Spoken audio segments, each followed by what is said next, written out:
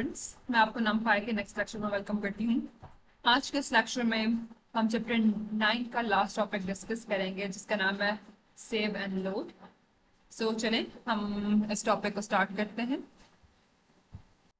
Okay, so हम इस topic को एक सिनेरियो के हेल्प से अंडरस्टैंड करने की कोशिश करते हैं। ओके, सो मैं आपके सामने राइट करती हूँ यहाँ पर। आप सपोज करें आपने एक प्रोग्राम लिखा जिसमें आपने बहुत टाइम लगा के एरर क्रिएट की, उसमें डिफरेंट कैलकुलेशंस परफॉर्म की और आपने उसका रिजल्ट कंक्लूड किया।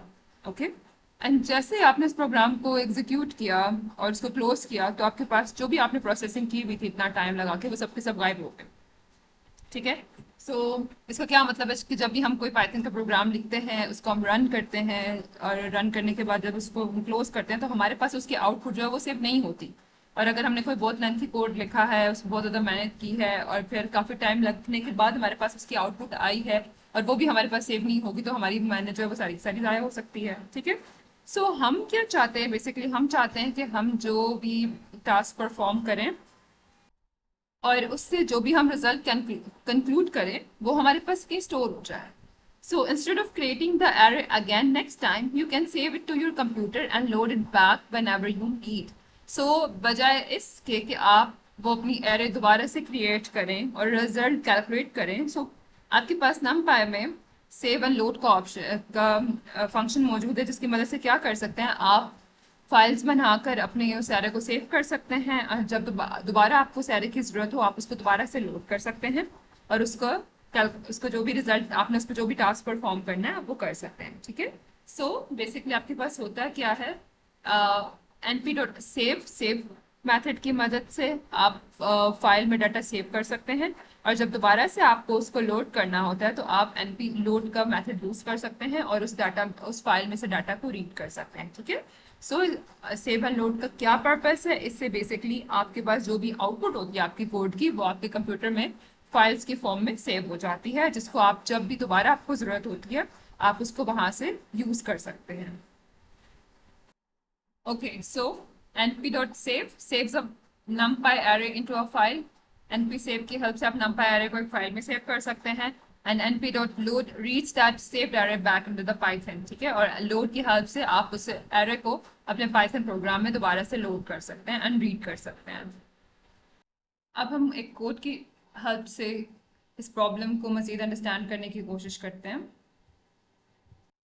ओके, सो इस एग्जांपल में हमने क्या किया है, हमने डाटा नेम की एक वन डायमेंशनल एरे डिफाइन की है। ठीक है, जिसमें हमने 1 2 3 4 वैल्यूज़ को स्टोर किया एंड देन हमने उसको अपने पास कंप्यूटर में सेव करने के लिए np.save का मेथड यूज़ किया है। उसके बीच में अपने दो आर्ग्यूमेंट्स पास करने हैं। फर्स्ट आर्ग्यूमेंट आपके पास होगा आपकी फाइल का नेम जिसके साथ आप .npy की एक्सटेंशन यूज़ करेंगे। ठीक है। ओके, सो इस फाइल में आपका डाटा सेव हो जाएगा एंड सेकंड पैरामीटर आपका वो एरे होगा जिसको आप सेव करवाना चाहते हैं। ठीक है। सो np.save की हेल्प से आपका डाटा इस फाइल में सेव हो जाएगा एंड जब दोबारा आप उसको लोड करवाना चाहते हैं, ठीक है, तो लोड करने के लिए हमने np.load का फंक्शन यूज़ किया। ठीक है। एंड उसमें हमने अपना फाइल का नेम पास किया विद .npy एक्सटेंशन एंड जो भी वैल्यूज़ हमारे पास लोड हुई उसको हमने लोडेड के नेम में लोडेड नेम की वेरिएबल में स्टोर किया एंड देन हमने उसको प्रिंट कर दिया। तो आप देख सकते हैं आपके सामने जो वैल्यूज़ हमने सेव करवाई थी फाइल में वो लोड के मेथड की हेल्प से जब हमने उनको कॉल किया सो हमने इनको यहाँ पर डिस्प्ले करवा दिया। ठीक है। सो आपने देख लिया कि कैसे हम सेव और लोड की हेल्प से फाइल में डाटा को सेव भी कर सकते हैं एंड देन हम उसको जाके लोड भी कर सकते हैं। ओके, सो आगे चलते हैं। ओके, सो हेल्पफुल टिप इसमें आपको बताया गया है use np.save z for multiple named array in one and .npz archive. अच्छा, अगर आपके पास मल्टीपल एरेज हों तो उसके लिए आप सेव जी का फंक्शन यूज़ करेंगे। ठीक है, जिसकी मदद से आपके पास अगर मल्टीपल एरेज हैं आपने उनको स्टोर करवाना है किसी सिंगल फाइल में तो आपको ये एन सेव सी का मेथड यूज़ करना होगा और उसके बाद आपको फाइल के साथ .npz एक्सटेंशन यूज़ करनी होगी। इससे आपके पास एक फाइल में मल्टीपल एरेज की वैल्यूज जो है वो स्टोर हो जाएंगी। ठीक है। सो यकीनन आपको ये कॉन्सेप्ट क्लियर हो गया होगा। अब हम देखते हैं ये एमसीक्यूज है, जल्दी से इसको सॉल्व कर लेते हैं। Okay, which loads .npy files. npy files को लोड करने के लिए हमें क्या यूज़ करना होता है। सो ये अभी हम डिस्कस कर चुके हैं। So the right answer is an P dot load. Yes, कि एन पी डॉट लोड का मेथड हम यूज़ करते हैं जब भी हमने एन पी वाई फाइल में से डाटा को लोड करना हो। ओके, नेक्स्ट आगे चलते हैं। In the save and load example what does the alias N P refers to. ठीक है, कि एन पी किस चीज़ को रेफर करता है। So yes, N P basically मैंने आपको पहले भी बताया था, ये आपके पास निक नेम है, शॉर्ट नेम है नम पाई के लिए। ठीक है, सो ये नम पाई को रेफर करता है। ओके, सो अब हम इसको मार्क एज रीड करते हैं एंड चैलेंज की तरफ चलते हैं। ओके, सो इस चैलेंज में हमें गिवन है, हमें एक एरे क्रिएट करनी है जिसमें हमें ये वैल्यू स्टोर करनी है, उनको एन पी डॉट सेव का फंक्शन यूज़ करके उसको सेव करना है, एंड देन लोड का फंक्शन यूज़ करके हमें उसको लोड भी करना है, एंड देन हमने लोडेड वैल्यूज़ जो है वो प्रिंट करनी है। ठीक है, सो हम अपने इस कोड को जल्दी से कंप्लीट कर लेते हैं। ओके, सो हमने एक एरे क्रिएट कर ली है।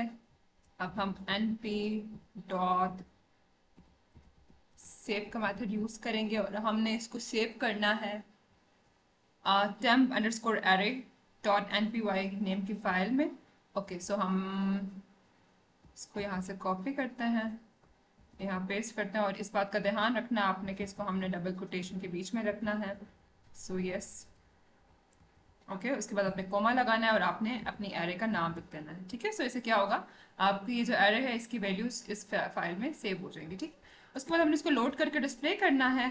सो लोड करने के लिए आपको पता है हम ये फंक्शन यूज़ करते हैं। सो हम इसको यहाँ पे कॉपी करेंगे। सो यहाँ से आपका डाटा लोड होगा, अब इस फाइल से डाटा लोड होगा और लोड होने के बाद हम इसको एक वेरिएबल में स्टोर करेंगे। सो लोडेड नाम का मैंने वेरिएबल बनाया। ठीक है, और उसके बीच में हमारी वैल्यू स्टोर हो गई लोड होने के बाद, एंड एट द एंड हम इन वैल्यूज़ को प्रिंट करवा देंगे। सो प्रिंट करने के लिए हमने लोडेड का वेरिएबल यूज़ किया। ओके, सो अब हम इस कोड को रन करके देखते हैं कि क्या हमने सब रिक्वायरमेंट सही से फुलफिल की हैं। Okay, yes, go ahead. Okay, सो चैलेंज कंप्लीट हो गया है। हमने एरे क्रिएट की, वैल्यूज को स्टोर करवाया सेव फंक्शन को यूज़ करके, देन उनको लोड किया एंड देन उनको प्रिंट कर दिया। ठीक है, सो यकीनन आपको आज का ये लेक्चर जो है वो समझ आ गया होगा। अब आपको पता चल गया होगा कि अगर आप पाइथन में अपनी आउटपुट परमानेंटली सेव करवाना चाहते हैं तो उसके लिए आपको कौन सा मेथड यूज़ करना है, और अगर आप उसको बाद में लोड करना चाहते हैं तो फिर आपको उसके लिए कौन सा मेथड यूज़ करना है। ठीक है, सो इंशाल्लाह आपसे नेक्स्ट लेक्चर में मिलते हैं, तब तक के लिए अल्लाह हाफ़िज़।